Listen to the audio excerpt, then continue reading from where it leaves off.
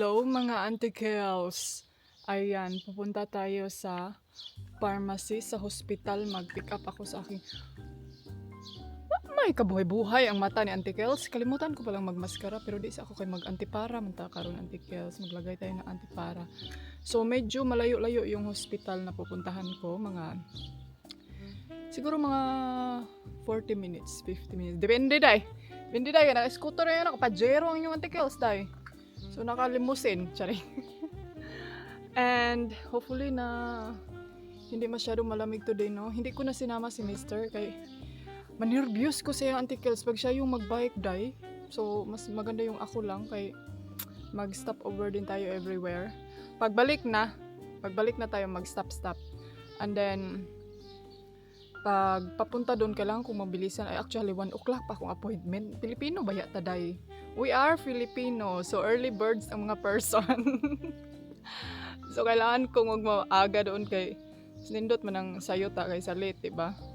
Kay 1 o'clock, 2 o'clock mag-close ang pharmacy. So mag-pick up ako sa aking gamot pang travel and hopefully fingers crossed nga I need 4 bottles of my medication. Hindi pa yan kasali yung tablet day and parang kinabahan ako sa presyo. Kasi last time nung nag-travel kami, 6 bottles yung dala ko. It cost me 30,000 plus euro. Oh my God, nung antikels murag lang ikaw na. Og sa Pilipinas sa today mo, ingon na lang siguro, ay, ibitay na lang yung sa anti-kadayers kay hindi na yun na ma-afford. Pero buti na lang dito is kining bayad na sa kong tax mga antikels mo nang mag-vlog yun ang inyong antikadayers kay ulaw kay ning gamay ra kay tag wa tay trabaho niya dako kay tag expenses diri as ilahang gobyerno. So actually paid by government yan mga antikels ha. Baka sabihin nyo mao day ang nag-apam-apam para makapaldo. Wow, grabe po noy. Hoy ako ang nagtrabaho ana antikadayers. Nagkuan ko ana kining hindi kasi pwede na wala akong trabaho dito dahil kailangan talaga na may i-declare ako na nag-work ako dito sa Spain. Itong pag-vlogging ko, work na din to siya dahil they count this as kining awara jud. Oh, nag-scooter jud. Maskin nang marites. Count din to siya nga working din to siya mga antikadayers. Marami ngayong mga online workers dito sa Spain na nagwo-work, ang mga digital nomad, yung mga ganyan. So, buti na lang is nasali ang napagida ni napuslan pag ang atong pagkamarites. So, okay ra. And ano pa ba? Adto na siguro ko dai mag-drive sa ako antikels kasi niya mga selpok ta dire ron. Oh, nice kay ilang palasyo dire oh. Nice ka yung mga mansion dre sa Espanya re. Spanish style talaga. So magmarites ako sa inyo mamaya pag siguro darating tayo doon sa hospital and then mag-feel man ako. Uy, kay mura magmutugnaw. Kay mura ni cloudy. Uy. So see you later mga gwapo. Amping antikels sa imuhang limousine. Mga antikels, andito na ako sa hospital. So, hindi ako pwede maggamit ng camera dito kay maraming mga tao, may mga doctor and everything. Andito ako ngayon sa kantin. Ayan yung sa mukha na kwarta doon eh. Nag-order ako ng empanada at cola. Kay mamaya pa kasi yung ano ko dahil sabi nila pwede daw nila ako ising at mga 11 or 12 and then mamaya pang 1 o'clock appointment ko sayo kayo yung antikels.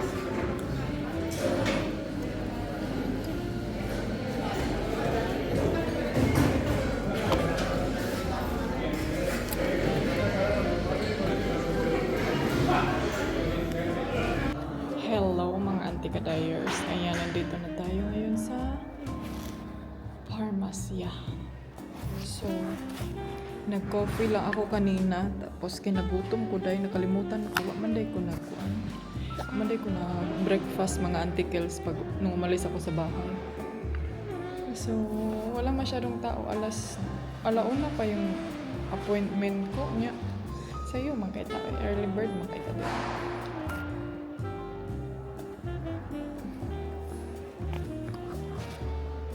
Yan yung pharmacy. And yan yung ano nila dito, parang prayers. So, yeah. Gusto ko talaga ipaayos tong camera ko ba kaya para maano, iwan ko kapuya naman po ko kaya gasto na po taan.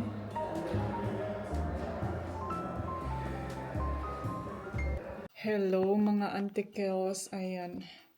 Bahay na ako mga zay, init kaayo. And ano lang ako ng bread kay murag gutom ko antikadayers. Ay nagutom ako sa kaka-drive sa scooter. And then, magpahinga lang ako saglit. Siguro matulog ako ng ilang oras. And then, hala, naapa kaya nilaban dito sa gawas? Gibuklas baka aning isa. And magsalang ako ng laundry. And nagkuhan ko bread na ako mga tikils. Kaya may naririnig kayong tik-tik-tik-tik din ha. Kaya ang isa day, makapod nagkaon. Ay nako, init kaayo day. Mamayang hapon na ako magtapon ng basura kay ating inita na karon. Mag-bread lang tayo tapos mamaya mag-ano tayo tayo. Hanap tayo ng food para. Ay.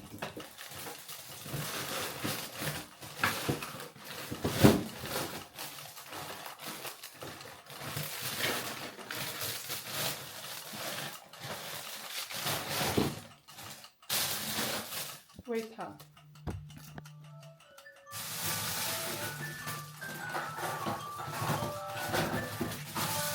Meron tayo nito, gagawa tayo ng fricadelles. Galarm na ako tambal. Mayang hapon mag-fricadelles tayo. No, that's mine.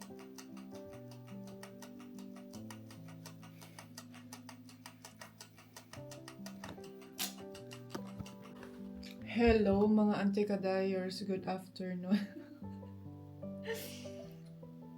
Gutom ko day. Ano ko nito Ito yung famous pastry nila dito sa Spain. Pag pupunta kayo sa Spain, bumili kayo ng ganito.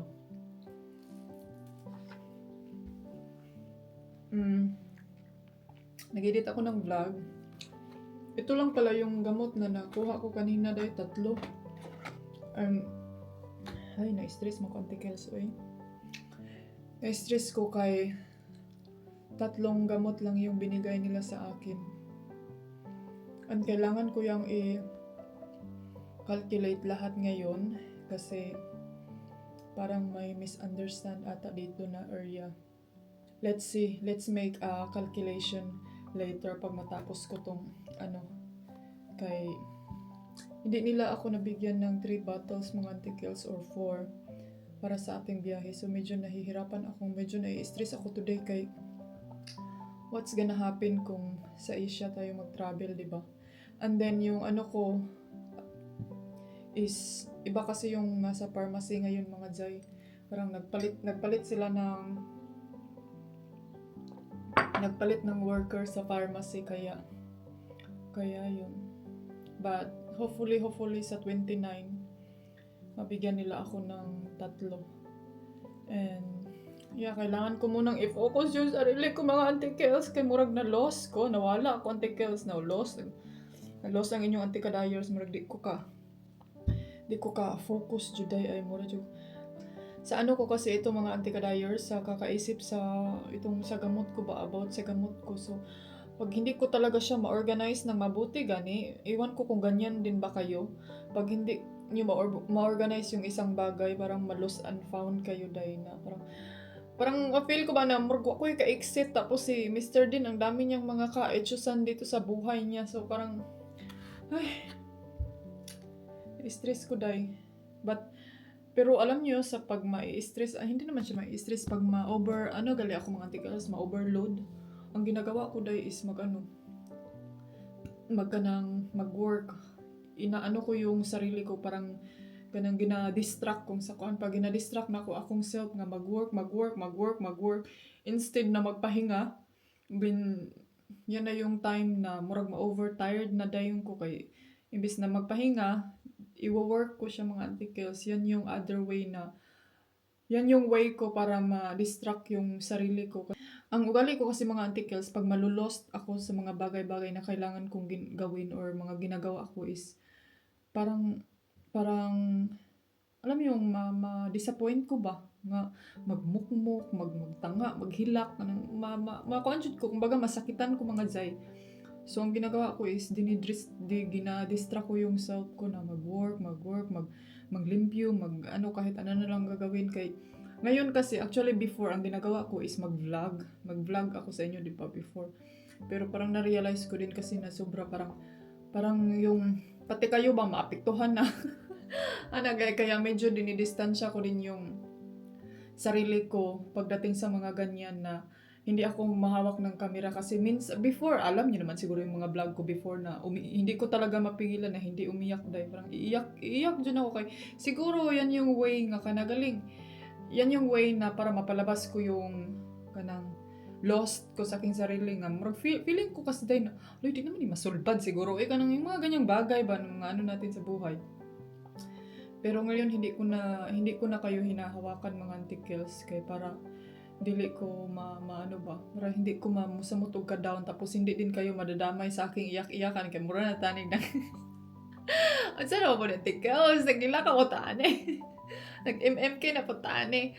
So ang ginagawa ko is mag-work, mag-post, sa aking perfume. Isa talaga yung perfume ko noon na naka-help talaga sa akin yung pag-create ng mga advertise dyan sa social media. So yan talaga yung siguro alam nyo na-realize ko ngayon ba na siguro kanang murag ikuan pud ni Lord nga gidestiny ko anang perfume kay siguro nakita niya ba na kanagaling maubos yung time ko sa pag-create ng mga advertise to create the promotion and everything and so on. Kaya di ba, lalim day mag-edit na ng mga promotion culture balo. So, siguro, yan yung way niya mga articles na binigyan niya ako ng other kanang distraction sa buhay. Kaya siguro nakita na niya before ba nga, kanang too much ka na kayo sa kanang paggunit sa paghawak sa camera, so pati mga articles nimo na apil lang ka-stress mga nanay na to na kanina dahil may sa ospital ako may tumawa kasi sabi niya hindi ani nagbayad na lagi daw siya tapos wala ako kasi nung pumunta ako sa ospital wala ko data dahil so pagdating ko sa hospital doon ko na nabasa yung message niya sabi niya hindi ani nagbayad na ako natanggap mo sa akala siguro niya na hindi ko na or ghost ba articles. So sabi ko sa kanya ante nandito ako sa hospital wala akong wifi so tumawag siya dahil grabe yung tawag niya sa akin. But anyway, so yun yung story of my line for today's ganap. Hey darling, can I tell you what's been on my mind? Sick and tired of the... Hey darling,